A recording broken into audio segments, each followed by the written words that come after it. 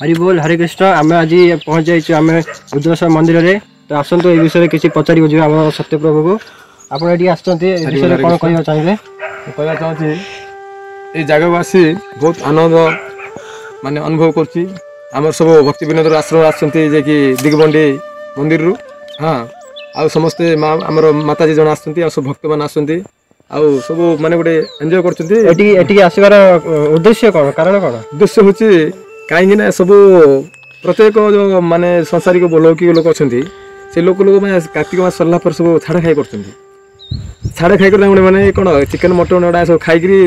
सब यही प्रकार से मैंने गोटे एंजॉय कर मद पानी सब किंतु आम भक्ति राज्य से भाई तो ना भगवती राज्य किंतु आमर आसबार उद्देश्य है जे कि भक्त मान नहीं एठी गठन करी समस्त कीर्तन कोलाहल कीर्तन टी जोरजार माने कीर्तन करी हाँ आउ प्रसाद व्यवस्था चलती प्रसाद भी होची प्रसाद मध्य पाइबे समस्त भक्त मैंने प्रसाद पाइले आनंद उपलब्ध करी टिके एंजॉय करी जीवा बोली सब आसुंती आ एथि लागि हरे कृष्ण आम सत्यप्रभु हमको बहुत प्रांजल भाव बुझेदेले आज बड़ा आनंदर दिवस आम सत्संग कर कारण हूँ आम ये महामिलन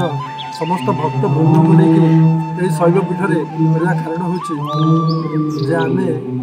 संसार आसीचे किसी नहीं जीवन खाली हाथ आसे खाली हाथ जीवा एकत्रीकरण कर समस्त समवेत होम जो ये आज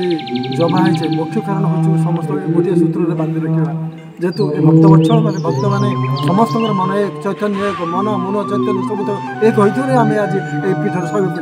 उपस्थित हो पारे जेहेतु शिवंकर अशेष कृपा ना आम सब एकत्रित हो पारि न आज किए कौन आज गुरुवार कौन कर शुक्रवार कौन ना लक्ष्मी होती केवल नारायण पैसा खर्च हो पैसा देने पड़े सब ना लक्ष्मी केवल नारायण तेणुक मो समस्त को बहुत बहुत धन्यवाद दूसरी काना प्रभु को धन्यवाद दूसरी से आयोजन आज उपस्थित होकर विशेष विशेष बहुत बहुत धन्यवाद।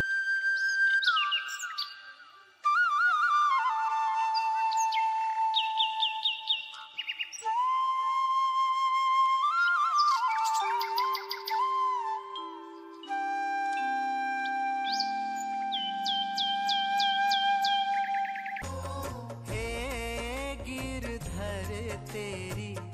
आरती गाऊं तेरी आरती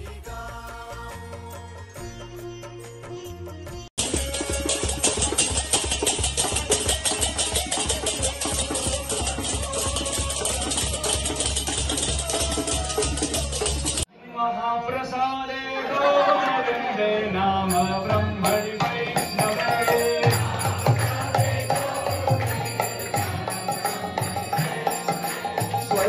पुण्यवतं राजन् विश्वासमेव